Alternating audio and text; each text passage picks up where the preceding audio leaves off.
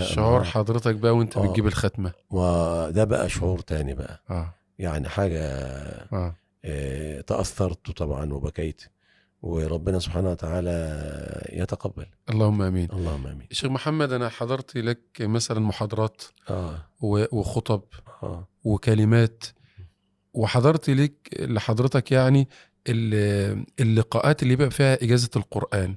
فبتلاقي الشيخ محمد الطويل بيتأثر جدا في اللقاءات بتاعة إجازة القرآن. نعم. يعني ممكن يتأثر في المحاضرة في الخطبة ماشي، لكن وجدت حضرتك أكثر تأثرا عند اللقاءات اللي فيها إجازة القرآن. نعم. يعني بتلاقي في كده رقة، في دموع، في خشوع كده في المواقف بتأثر فيا، المواقف اللي هي بشوفها من اللي بيحفظ قرآن نفسه وبفتكر نفسي بتأثر. أيوة بيتأثر فيا. نعم. يعني بشوف بإني مثلا الأخ اللي هو حفظ القرآن ده وفرحته وبهجته وتأثره، أنا بتأثر زي ما هو بتأثر. واخد بالك؟ جميل. لأن الإنسان لازم يشعر باللي أمامه.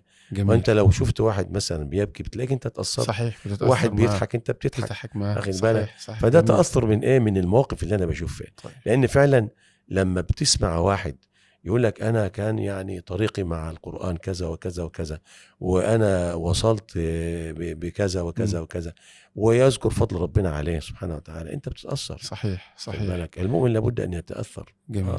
طيب شيخنا، من الآيات اللي ممكن إما الشيخ محمد يقرأها يخاف، يتأثر، عينيه كده يعني تدمع؟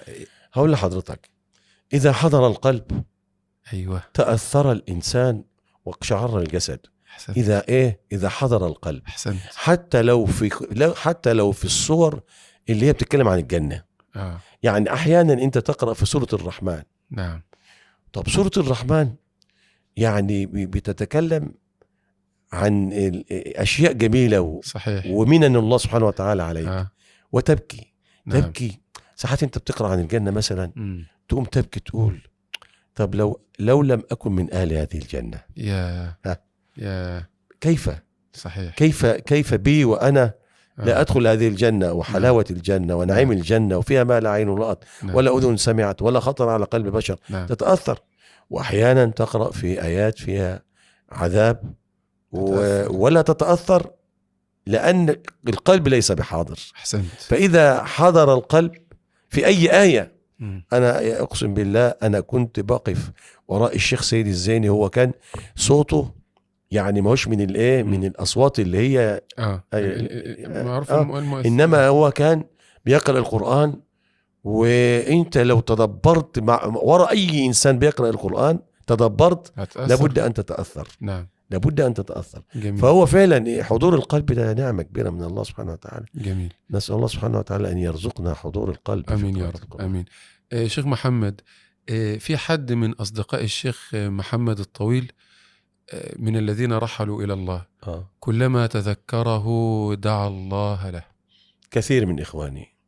نسمي حد ممكن؟ إحنا لو سمينا نسمي الشيخ زكريا حسان، الشيخ سعد اللبان، الشيخ سيد الزيني، الشيخ محمد الأسمر، إخواننا كلهم اللي رحمة ماتوا. الله عليه. ومن هنا الشيخ أحمد الغتوري وغيره كثير. الشيخ رضا عليه رحمة الله، رضا الغتوري ده كان من الناس الموحدين اللي كان دايما يعني بدأ الدعوة من الصغر.